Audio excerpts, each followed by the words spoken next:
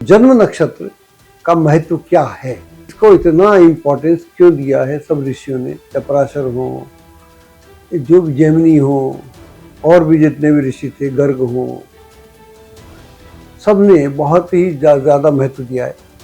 और वेद भी बोलता है कि ज्योतिष की आत्मा ग्रह और नक्षत्रों में बसती है। वो 27 नक्षत्र हैं, आप जानते हैं, और हर नक्षत्र के 4 चरण हैं। जब ब्रह्मा जी को ये दुनिया बनाने का न्योता दिया या उन पर भार डाला, जिम्मेदारी दी, अब एक नक्षत्र में पैदा हुए, उस नक्षत्र की दशा है, उसके बाद दूसरी दशा है, 120 साल की दशाएं होती हैं। नक्षत्रों से हमारी पूरी जीवन का संचालन होता है। हम दम से निकलेगा ना, हम सफर से निकलेगा, हमारे पांव का कांटा है हमसे निकलेगा। नमस्कार, मैं डॉक्टर अजय भांबी। जैसा कि आप मुझे जानते हैं, मैं पिछले 50 सालों से नक्षत्रों पर खोज कर रहा हूँ, और इसी दौरान मैंने एक नक्षत्र मेडिटेशन विधि भी निकाली है, जिसकी अब हम चर्चा विस्तार से आपके साथ करते रहेंगे। इससे पहले कि मैं नक्षत्र ध्यान की बात करूं या नक्षत्र मेडिटेशन की बात करूं, ये बड़ा इम्पोर्टेंट है हम सब के लिए समझना कि नक्षत्रों का रहस्य क्या है, और ख़ास तौर से जन्म नक्षत्र का रहस्य क्या है। नक्षत्र तो सारे ही आप जानते हैं, तो जन्म नक्षत्र का महत्व क्या है, आज हम इसकी बात करते हैं। और इसके बाद फिर हम अश्विनी से लेकर और रेवती तक 27 नक्षत्रों की बात करेंगे, और उन नक्षत्रों से जुड़ी हुई जो आपकी उपलब्धियां हैं और जो आपके फेल्यूअर्स हैं उनकी बात करेंगे।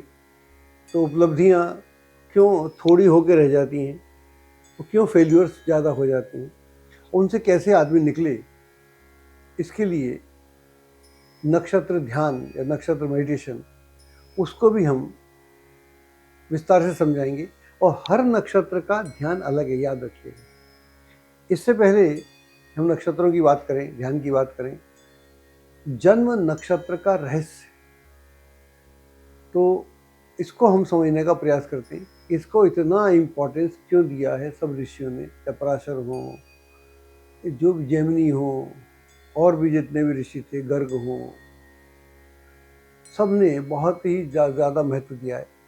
और वेद भी बोलता है कि ज्योतिष की आत्मा ग्रह और नक्षत्रों में बसती है, उसमें भी नक्षत्र। राशि जो होती है वो बहुत बड़ी होती है, और एक राशि में 2.25 नक्षत्र होते हैं, और एक नक्षत्र अपने आप में बड़ा महत्वपूर्ण होता है।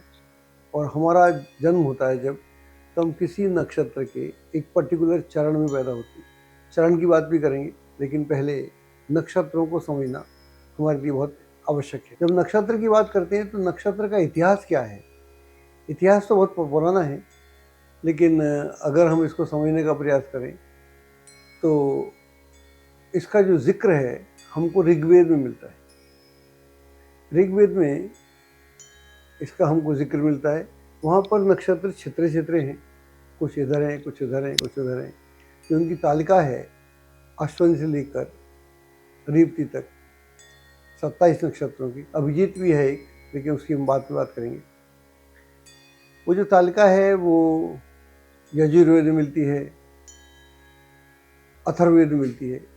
इन वेदों में हमको पूरी तालिका मिल जाती है, तो वहाँ से हम एक सीक्वेंस में नक्षत्रों को समझ सकते हैं। अब नक्षत्रों को समझने से पहले हम इस ब्रह्मांड का, जिस ब्रह्मांड में हम रहते हैं, फिर पृथ्वी भी है, चंद्रमा भी है, सूर्य भी है, इनका जो डायमेंशन है, जो जिसको हम वैदिक मैथमेटिक्स बोलते हैं या वैदिक गणित बोलते हैं, तो जिसका हम एस्ट्रोनॉमी में बड़ा भारी प्रयोग करते हैं, और ये हज़ारों साल से हो रहा है, वेदों के टाइम से हो रहा है।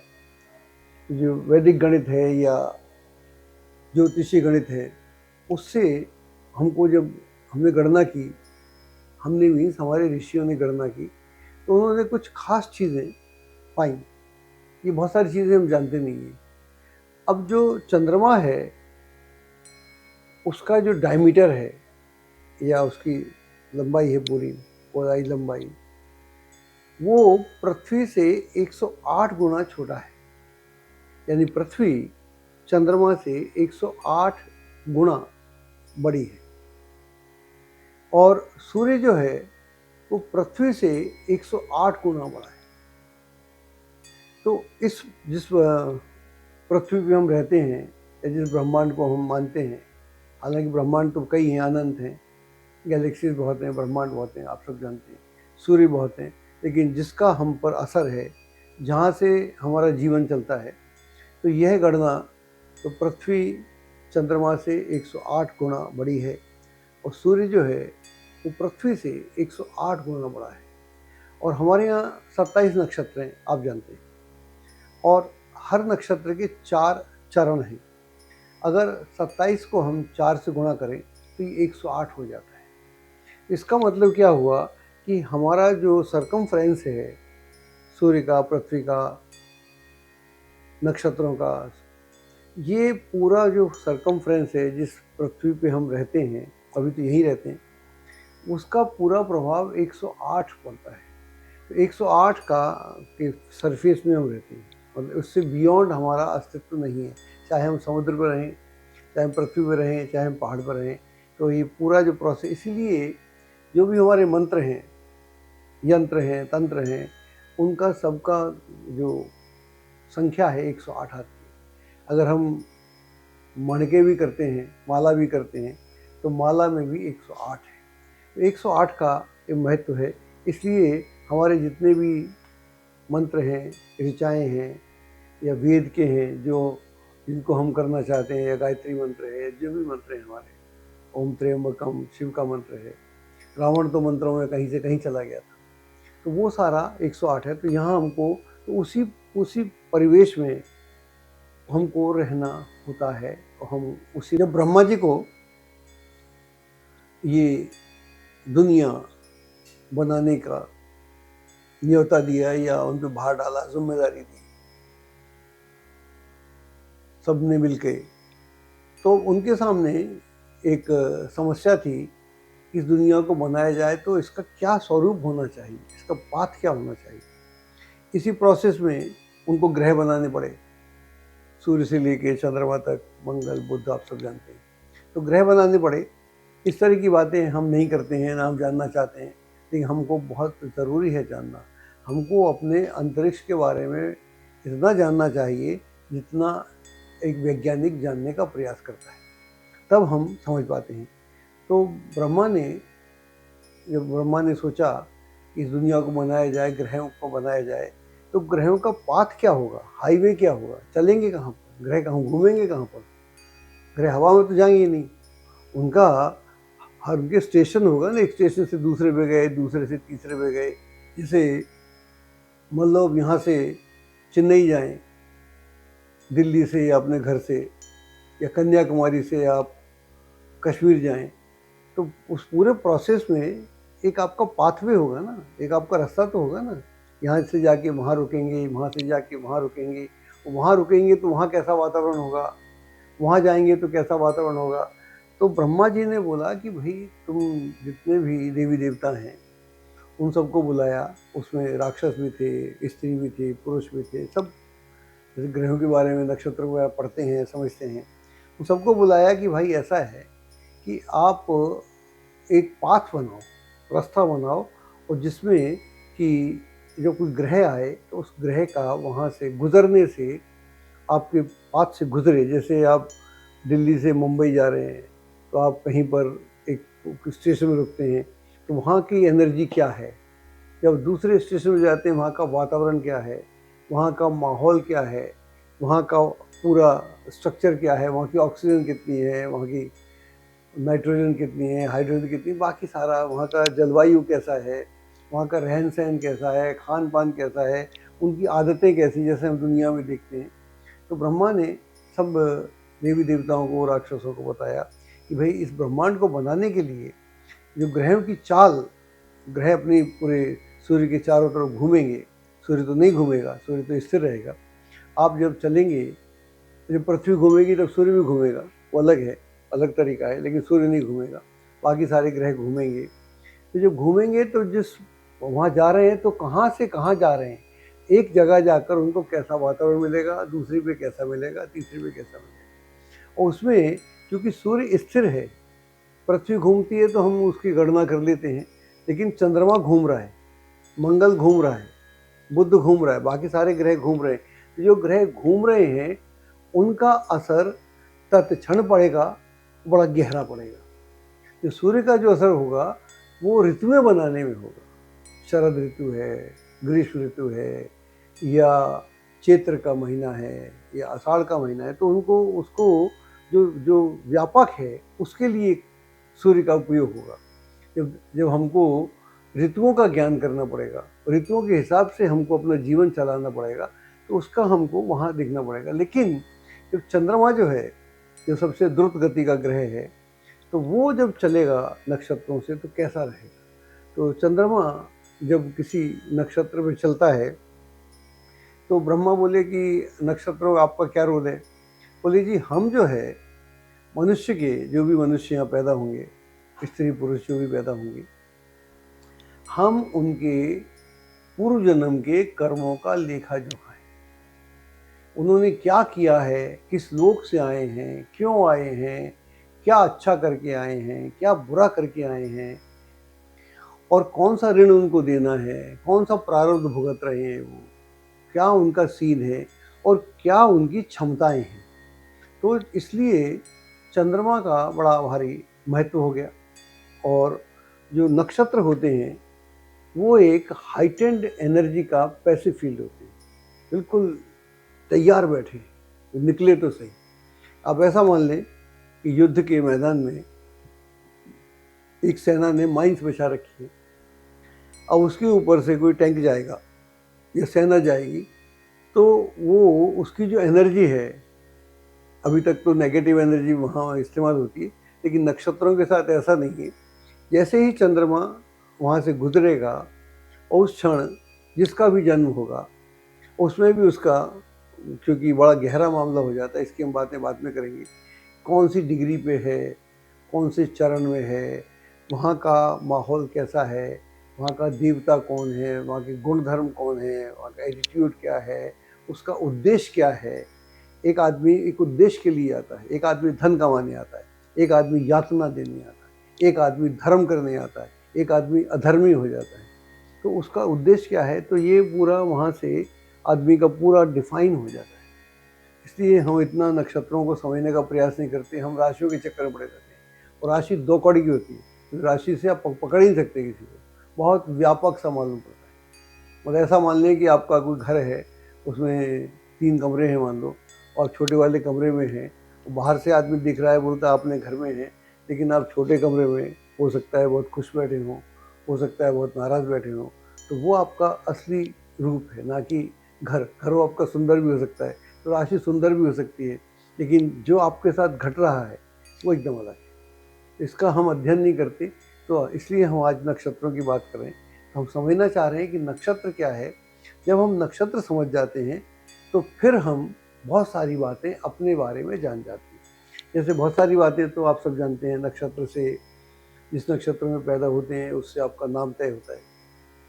और जो हमारे षोडश कर्मा होते हैं उसमें 13 कर्म का लगभग नक्षत्रों के बीच से, चाहे उसमें गर्भाधान की बात हो, चाहे उसके बाद की बात हो, अन्नप्राश हो, मुंडन संस्कार हो, बाकी जितने भी संस्कार हैं हमारे, उनके उसके अंतर्गत चलते रहते हैं। ये तो एक कार्य हुआ।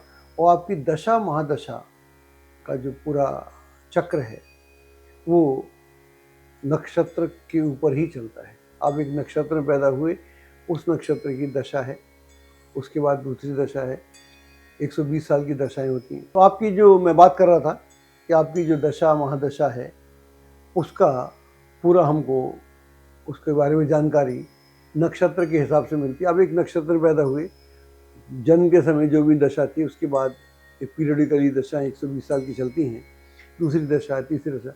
मान लीजिए आपकी कुंडली में कोई राजयोग है, और अगर मान लो कोई राजयोग शुक्र से बनता है, कोई भी योग बन सकता है, महापंच पंच महापुरुष योग बना हुआ है आपकी कुंडली में, और शुक्र की दशा नहीं आती पूरी जिंदगी, तो फिर उस योग का आपको असर नहीं मिलेगा। वो थोड़ा सा मिलेगा अंतरदशाओं में, जब जो आएगा महादशा का अंतर परिणाम नहीं मिलेगा। तो नक्षत्र का इतना गहरा संबंध है। तो उस नक्षत्र से हमको क्या क्या ज्ञात होता है कि हमारी दशा महादशा कौन सी है, और कौन सी दशा, मान लो एक अच्छी दशा आपके बचपन में निकल गई, बचपन तो आपका बहुत बढ़िया निकल गया, लेकिन वहाँ आप बहुत कुछ कर नहीं सकते, इतनी फ्रीडम नहीं होती है, जवान नहीं होते, बहुत नहीं कर सकते। अब जवानी में दशाएं उल्टी आ गई, या इसके विपरीत हो गया बचपन कई लोगों का बड़ा बेकार होता है, कहते भी रहते हैं बचपन में बहुत दुख पाए, लेकिन जैसे ही 19-20 साल के हुए, 25 साल के हुए, शादी हुई, सब बदल गया। तो वहाँ क्या हुआ, हमारी दशाएं बदल गई। जो जो जो ग्रह योग बना के बैठे थे उनकी दशाएं आ गई, तो आपकी ज़िंदगी में पूरा परिणाम बदल गया।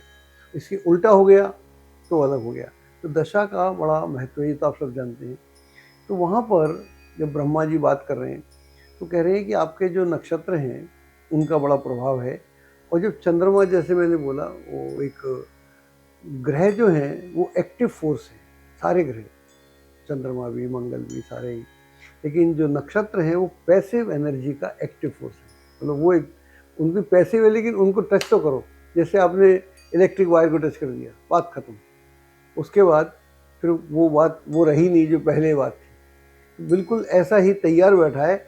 अब किसने छू लिया, एक इलेक्ट्रिशियन छू रहा है तो उसने उसमें से बिजली पैदा कर दी, और गलत आदमी छू लिया, उसने उल्टा कर दिया। तो ये हमको, जैसा हम जानते हैं कि नक्षत्रों से हमारी पूरी जीवन का संचालन होता है। अब नक्षत्रों के पास होता क्या है, नक्षत्र के पास क्या गुण होते हैं जो हमको समझना पड़ेगा।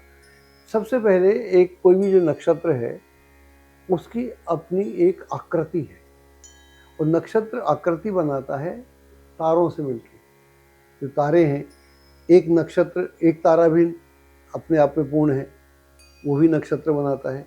जैसे ध्रुव है, ध्रुव एक तारा है, एक तारे से हमको ध्रुव समझ में आता है। जब आप रात में, आपको दिशा का ज्ञान ना हो और आप उत्तर में देखें तो एक आपको चमकता हुआ सितारा मिलता है।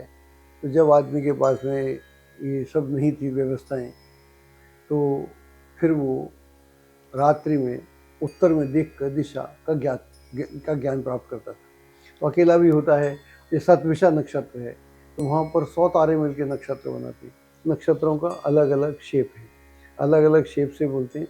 तो पहले एक उनका शेप है, एक उनकी आकृति है, और उस आकृति के हिसाब से फिर उन्होंने, जैसे मान लीजिए अश्विनी की बात करें हम एग्जाम्पल के लिए, तो अश्विनी में 3 सितारे हैं, और 3 सितारों को अगर आप देखें, जब आगे बात करेंगे तो आपको देखेंगे, तो एक हॉर्स के हेड की तरह दिखते हैं, घोड़े के सिर के समान।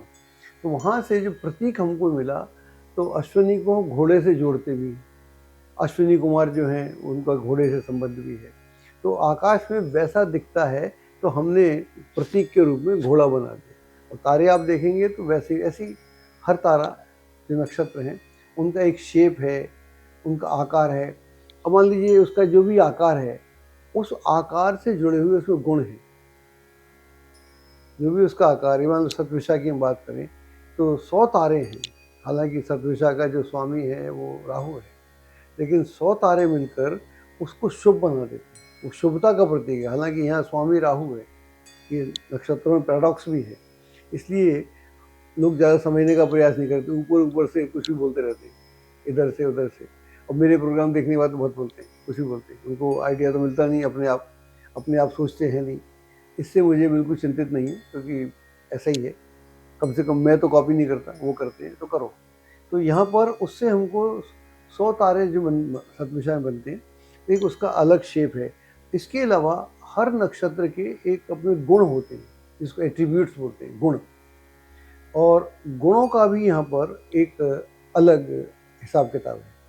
जैसे अगर आयुर्वेद के पास जाएं तो वही बोलता है, त्रिगुण की बात करता है। त्रिगुण के दोष होते हैं, जो वात पित्त कफ बोलते हैं। या हम प्रकृति में बात करें तो हम बोलते हैं सत्व रजस तमस। तो सत्व भी है, रजस भी है, तमस भी है, ये नॉर्मल उसकी तालिका है। लेकिन ज्योतिष में तालिका बदल जाती है, और क्योंकि ज्योतिष बात करता है, एक्शन की बात करता है। एक्शन की बात करता है, जब हम एक्शन में आते हैं तो एक्शन अलग हो जाता है। यहाँ पर एक्शन की, ये एक्शन का दुनिया है। तो हर नक्षत्र में जो नक्षत्र है वो सत्व भी हो सकता है, मिक्सचर होता है उसमें। जैसे एक आदमी को आयुर्वेद के हिसाब से सिर्फ वात वात नहीं होता, वात की अधिकता होती है लेकिन पित्त भी होता है साथ में, ऐसे ही। इसी तरह से तो 3 स्टेजेस पे उसके गुण धर्म जो एट्रीब्यूट्स हैं वो तैयार होते हैं। तो उसमें पहले स्तर पे क्या है, मान लीजिए पहले स्तर पे वो तमस है, एग्जाम्पल के मिलेंगे, हम आगे बात करेंगे। दूसरे पे वो रजस है और तीसरे पे सत्व है। उल्टा हो गया, बिल्कुल उल्टा हो गया। अब वो जो पहले पे उसका जो तमस है, इसका मतलब हुआ कि वो एक ऐसा आदमी है जो कुछ करने को तैयार नहीं है। ऐसे आपके आसपास बहुत सारे लोग मिल जाते, कुछ करने को ही नहीं तैयार। उनको बोलो कुछ कर ले यार, उठ जा जल्दी, काम कर ले, पढ़ ले, वो नहीं करता। लेकिन फिर कहीं चेतना आती है उसको, एक समय तक वो सबकी बात को इग्नोर करता है, फिर उसको चेतना आती है कि मुझे पढ़ना चाहिए, मान लीजिए, या मुझे कुछ काम करना चाहिए। फिर वो पढ़ने के प्रति पूरा समर्पित हो जाता है, पूरी पूरी जोश के साथ। जब पूरे जोश से समर्पित हो जाता है फिर उसे परिणाम मिलते हैं उच्च कोटि के, तो फिर वो सात्विक हो जाता है। तो उसका फिर वो एंगर, फ्रस्ट्रेशन सब दूर हो जाता है। तो इस तरह से हम उनके गुणों को समझने का प्रयास करते हैं। तो ये सबसे पहले उसके गुण होते हैं। जो गुण हैं, उनके गुणों का क्या हिसाब किताब है, तो वो प्राइमरी लेवल पर, सेकेंडरी लेवल पर और टर्सरी लेवल पर, यानी पहले स्तर पर, दूसरे स्तर पर और तीसरे स्तर पर वो क्या है।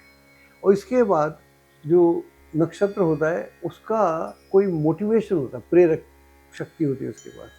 जैसे किसी का प्रेरक शक्ति हुई काम हो सकती है, तो काम से संबंध वो काम भी है, यानी काम करना, मेहनत करना, और काम से सेक्स भी है, डिज़ायर भी है।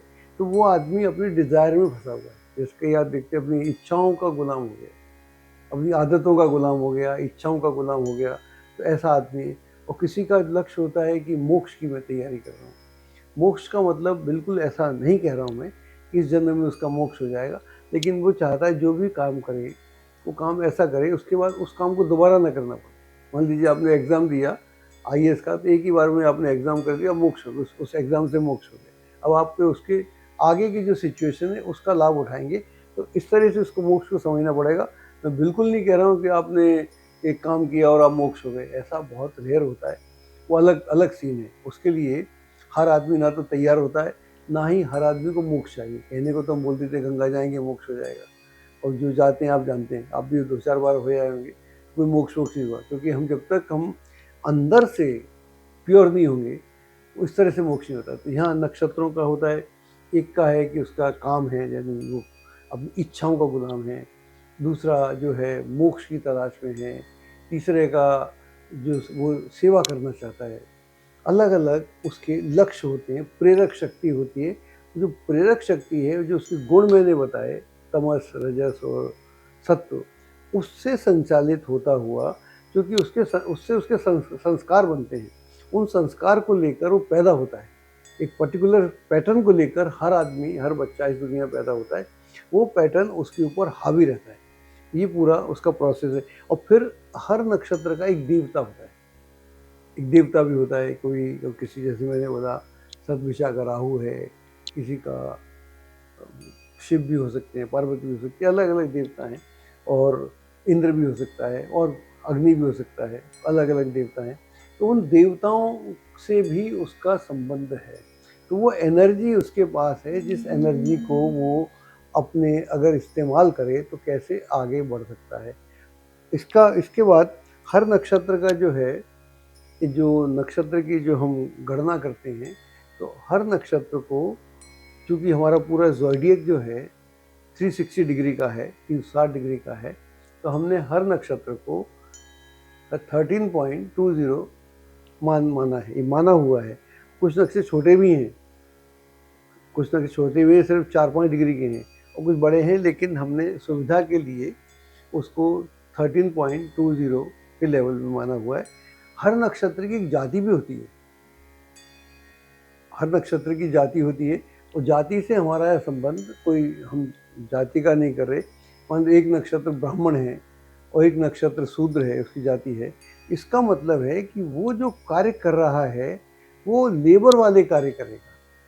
मान लो शूद्र है तो मेहनत कश होगा इंसान, ऐसा इंसान मेहनत कश होगा। और जिसका हम ब्राह्मण बोल रहे हैं या वैश्य बोल रहे हैं, जो ब्राह्मण जिसकी हम बात कर रहे हैं, जाति उसकी, तो उसकी कास्ट, तो वो अपनी विद्वता की बात करेगा। तो उसका जो पढ़ने लिखने में या लोगों को मदद करने में, ज्ञान बांटने में, ज्ञान अर्जित करने में, इस तरह से हमको नक्षत्रों को समझना पड़ता है। और जब तक हम ऐसे ना जाने तो हम उसको समझ नहीं पाते। इसके बाद में हर नक्षत्र किसी राशि में होता है। जैसे मान लो अश्विनी की हम बात करें तो अश्विनी मेष राशि में है, तो उसके पास में मेष के गुण भी हैं, मेष राशि के गुण भी हैं, और मेष का जो स्वामी मंगल है उसके गुण भी हैं, अपने भी हैं, क्योंकि अपने मान लो उसका मान क्या लो उसका स्वामी केतु है, तो केतु भी है, मंगल भी है, तो इन सब के गुणों से मिलकर बना हुआ वो व्यक्ति है। तो उसकी जो कॉम्प्लेक्सिटी है वो बहुत ही जटिल हो जाती है, और उसको इसलिए नक्षत्रों के आधार पर हम लोग ज़्यादा बात नहीं करते, हम जनरल बात करते हैं कि ये हो जाएगा वो हो जाएगा, फिर मालूम पड़ता है कि ये तो बकवास हो गया, इसमें तो कुछ निकला नहीं। लेकिन अगर उनको समझना पड़े तो उनके एक एक एंगल को विस्तार से समझना पड़ेगा, जिसके लिए हमने अपने 50 साल लगा दिए। इसलिए हम उस पर ऑथेंटिसिटी के बाद अपनी बात कर सकते हैं। हर नक्षत्र की अलग विधि ये हमने खोजी, ये भी बस ऐसा समझे कि खोजी किया हमारे गुरुजी हैं महाअवतार बाबा जी, उनसे ही प्राप्त हुई मेरे को। तो ऐसा कोई मेरी कलाकारी भी नहीं है, मैं ऐसा कुछ नहीं बोलता हूँ। और ये किताब हमने पहली बार 2012 में छापी थी, प्लेनेटरी मेडिटेशन के नाम से। इसको टाइम्स ऑफ इंडिया प्रकाशन ने छापा था, उनका जो बुक का वो है, एक सिस्टर कंसर्न है, उसने छापी थी, और इसका बड़ा नाम रहा था। उसमें हमने हर ग्रह के बारे में, हर नक्षत्र के बारे में ध्यान की बात की थी। तो अब हम बात कर रहे हैं कि मान लीजिए आपका कोई नक्षत्र है, कोई भी जो भी हो, उसको हम अभी नहीं बता रहे, उस नक्षत्र के चलते आप इस दुनिया में 70% अच्छे काम करते हैं, अपना विकास करते हैं, अपनी पढ़ाई करते हैं, अपनी मेहनत करते हैं, परिवार को संभालते हैं, घर को संभालते हैं, माँ बाप को संभालते हैं, और सच बोलते हैं, धोखा नहीं देते। You do so many good things आप अपनी ज़िंदगी में, इसीलिए ये दुनिया चल भी रही है। अधिकतर लोग गलत काम नहीं करते और सादा जीवन जीते हैं, उनके विचार भी अच्छे होते हैं। इस तरह से आप अपने 70% आपके करते हैं। और हर व्यक्ति के जीवन में 30% जो है ना इम्पेडिमेंट्स होती हैं या रुकावटें होती हैं, मुश्किलातें होती हैं, दिक्कतें होती हैं, कठिनाइयाँ होती हैं, और जिनको हम समझ नहीं पाते और जिनसे हम दूर भी नहीं हो पाते। मान लीजिए एक आदमी है, वो गुस्सा करता है, और उसका गुस्सा बचपन में करता था, जवानी में करता था, बूढ़ा हो गया तब भी करता है। उसका गुस्सा नहीं जाता, बचपन में हो सकता है चीज़ें फेंक देता हो, जवानी में किसी को मार देता हो, बुढ़ापे में किसी को मार नहीं सकता, तो खुद को ही यातना देता है। तो ये उसका जो एक गुण है या अवगुण है, वो उससे जुदा हुआ नहीं, वो उसको कभी जुदा नहीं कर पाया, इसलिए वो जो इम्पेडिमेंट था या जो समस्या थी वहीं की वहीं रह गई। तो वो उसका विकास यहाँ से यहाँ हो सकता था, यहीं होके रह गया। तो जो आपके प्लस हैं, प्लस पॉइंट्स हैं, उनको और बेहतर कैसे किया जा सकता है, उनको सुरखरू कैसे किया जा सकता है, उनको बिल्कुल क्लीन कैसे किया जा सकता है, और उसमें जो कमियां हैं उसको कैसे दूर की जा सकती हैं, और जो इम्पेडिमेंट्स हैं, जो आपकी मुश्किलातें हैं, जो आपकी कमियां हैं, जो आपके झंझट हैं, उनसे आपको कैसे बाहर निकाला जाए, उससे भी तो आपको बाहर निकलना पड़ेगा ना। मान लीजिए जैसे आपको गुस्सा है, जैसे एक एग्जाम्पल लेते हैं कि एक आदमी बड़ा ईमानदार है, वो झूठ नहीं बोलता, उसका और फरेब नहीं करता, एनवी नहीं करता, 5-6 जो अवगुण होते हैं कृष्ण बोलते हैं गीता में, कुछ नहीं करता, लेकिन वो मोहपाश में, उसका जो मोह है वो अतिशय मोह है। मान लीजिए वो अपने बेटे या बेटी से, किसी से अतिशय मोह करता है, अब उसको कोई समस्या आ जाए, फिर वो आदमी झूठ भी बोलने लगेगा, धोखा भी देने लगेगा, गड़बड़ भी करने लगेगा, चोरी भी करने लगेगा, सब करने लगेगा। तो हमारे जितने नेगेटिविटीज़ हैं, हालांकि एक आदमी झूठ नहीं बोलता, रिश्वत नहीं खाता, ये नहीं करता, वो नहीं करता, लेकिन अगर उसको संकट आ जाए मोहवश, तो मोह वजह से फिल्मों में देखते हैं, एक कोई बाप है जो कभी उसने बेईमानी नहीं की, या उसके बेटे या बेटी को पकड़ के ले जाते हैं, तो फिर वो सब कुछ करने को तैयार हो जाता है। तो इसका मतलब है वहाँ वो धोखा भी करेगा, बैंक से चोरी भी कर लेगा, जो पोजीशन है। तो यहाँ पर नक्षत्रों से हम ये समझने का प्रयास करते हैं कि जो मेरे प्लस हैं, जो मेरी अच्छी 70% हैं, उसको तो मैं कैसे स्मूथ बनाऊँ, ऐसे बनाऊँ कि एकदम हाईवे हो जाए वो। और जो मेरे इम्पेडिमेंट्स हैं, जहाँ मैं अटक जाता हूँ, जहाँ से मैं आगे बढ़ता ही नहीं हूँ, उसको मैं कैसे बेहतर करूँ। तो उसको बेहतर कौन करेगा? उसको बेहतर मैं करूँगा। अभी तक क्या था कि आपका उपाय कोई दूसरा कर देगा। मैं इस बात से सहमत ही नहीं हूँ। मुझे एक शेर भी याद आ रहा है, ना हमदम से निकलेगा, ना हम सफ़र से निकलेगा, हमारे पाँव का कांटा है हमसे निकलेगा। तो अगर हम कुछ नहीं करेंगे, हमारा कुछ नहीं होगा। हम अभी तक उपाय हमारे लिए कोई और कर रहा है, और वो भी कैसे कर रहा है? ऑनलाइन उपाय कर रहा है, ऑनलाइन पूजा कर रहा है। हम बड़े खुश हैं, ऑनलाइन पूजा किसने की, क्या हुआ।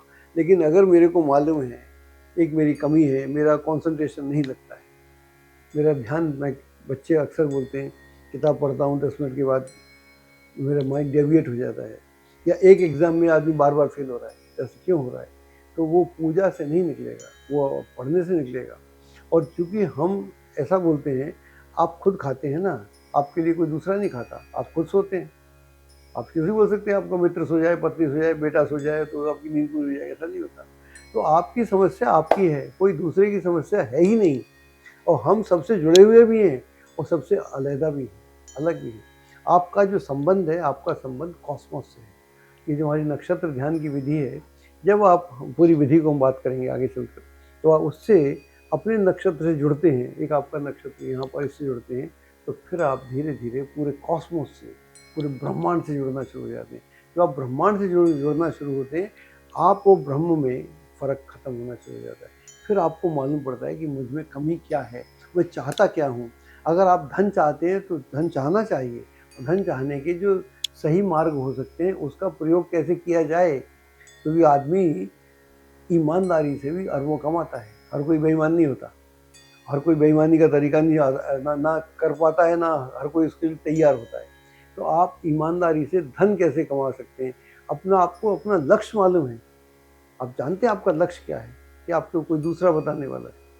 आपका लक्ष्य कब मालूम पड़ता है? जब मैं अपना ध्यान करता हूँ, मैं मेडिटेशन करता हूँ, बैठता हूँ, फिर मैं अपने भीतर जाता हूँ, तो फिर मुझे मालूम पड़ता है मैं इस दुनिया में आया क्यों था, मेरा पर्पज़ क्या है, मैं चाहता क्या हूँ, मेरा उद्देश्य क्या है। जब मेरा उद्देश्य मान लीजिए धन कमाना है, एग्जाम्पल के लिए, तो धन कमाने का क्या तरीका हो सकता है, कैसे धन आता है, और जिन लोगों के पास धन आया उन्होंने क्या किया।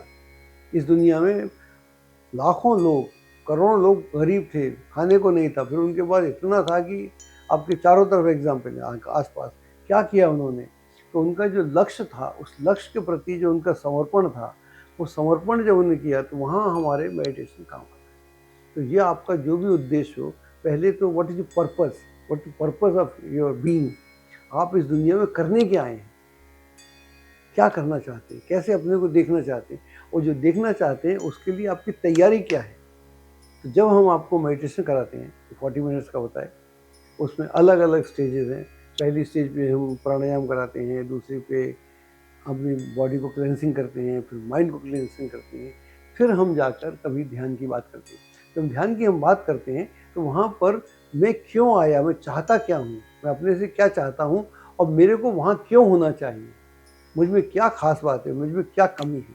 जब मेरा विचार मेरे पे जाता है, तो खाते तो आप हैं ना, आपको भूख लगती है, मैंने बोला ना, सोते आप हैं, बाकी सारे काम तो आप करते हैं, तो आपका काम दूसरा क्यों कर देगा। एक आदमी वहाँ दूर दूर बैठ के आपके लिए पूजा कर देगा, आप समझते आपका कल्याण हो गया। ये सब नौटंकी बंद करो, इसमें कोई दम नहीं है। एक आध तुक्का लग जाता है किसी का, तो अलग बात है। लेकिन मैंने बोला ना, अगर मेरे पैर में चोट है, मेरे पेट में दर्द है, दवाई मेरी माताजी नहीं खाएंगी, ना मेरी पत्नी खाएगी, ना मेरा बेटा खाएगा, दवाई मुझे ही खानी पड़ेगी। तो मेरी अगर समस्या है, मेरे घुटने में दर्द है, तो ऑपरेशन मेरा होगा, मेरे बेटे का नहीं होगा। तो अगर हम यहाँ तक नहीं समझेंगे तो हमारा उत्थान कैसे होगा? हमारा उत्थान इन बातों से नहीं होगा कि दूसरा कर रहा है, और विचार से नहीं होता, विचार से कोई बड़ा नहीं होता। विचार के पीछे जो एनर्जी है, जो फोर्स है, इच्छा अकेली बहुत नहीं होती, इच्छा के पीछे शक्ति होती है। वो शक्ति कौन लगाएगा? तो ज्ञान कौन प्राप्त करेगा? इच्छा कौन करेगा? उसको पूर्ण करने के लिए जो भी कार्य प्रणाली है उसको कैसे करेगा? जब हम अपने पे कॉन्सेंट्रेट करते हैं, when you come back to yourself, then things are different. जब आप सोचते हैं कि मैं कौन हूँ, मेरी औकात क्या है, मैं अपने को कैसे देखना चाहता हूँ, मुझे क्या करना चाहिए, एक थॉट आपके साथ बार बार रिपीट होता है। जो भी लोग बड़े हुए उन सब का अटेंशन खुद पे गया, हमारा अटेंशन जाता है किसी कलाकार पे, किसी गाने पे। जाना चाहिए, एंटरटेनमेंट करना चाहिए, फिल्म भी देखना चाहिए, नौटंकी भी देखना चाहिए, लेकिन हमारा एम क्या है, हमारा लक्ष्य क्या है, हमारी ज़रूरतें क्या हैं, हमारी इच्छाएं क्या हैं, क्या हम अपनी इच्छाओं को पूर्ण करना चाहते हैं? अगर आप अपनी इच्छाओं को पूर्ण करना चाहते हैं, अगर आप अपने लक्ष्य को खोजना चाहते हैं, तो फिर बहुत जल्दी हम ये नक्षत्र मेडिटेशन ऑनलाइन भी करेंगे और ऑफलाइन भी करेंगे, और इसके लिए हम काफ़ी रिट्रीट भी शुरू करेंगे, तो आप उसमें ज्वाइन कीजिएगा। इससे पहले अभी तो हमने आज आपको नक्षत्रों का यात्रा बताई, नक्षत्र कैसे अस्तित्व में आए।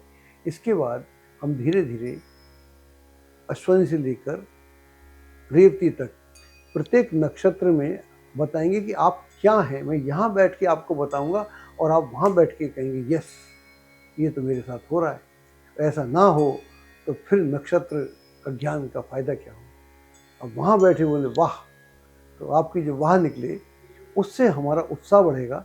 वहाँ से हम नक्षत्र मेडिटेशन, जिसके ऊपर मैंने बोला इतने साल लगा दिए, अब हम इसको विधिवत तरीके से शुरू करेंगे, और आप ज़्यादा से ज़्यादा तादाद में हमारे साथ जुड़ें और अपने उद्देश्य को समझें। आपका लक्ष्य क्या है उसको पहचानें, आपका पर्पज़ क्या है, आप चाहते क्या हैं। जो चाहता है आदमी, जो खुद से जुड़ जाता है, तो ब्रह्मांड जुड़ जाता है। ब्रह्मांड तब जुड़ता है जब आप खुद से जुड़ते हैं, क्योंकि हम खुद से नहीं जुड़ते, हम औरों से जुड़े, ये मेरा कर देगा, वो कोई नहीं करेगा। मैंने जैसे बोला, ना हमदम से निकलेगा, ना हम सफ़र से निकलेगा, हमारे पाँव का कांटा है, हमसे निकलेगा। तो अपने पाँव के कांटे को निकालने को तैयार हो जाइए, और फिर वहाँ से आपका रेस बिगिन होगी, जिसका कोई अंत नहीं।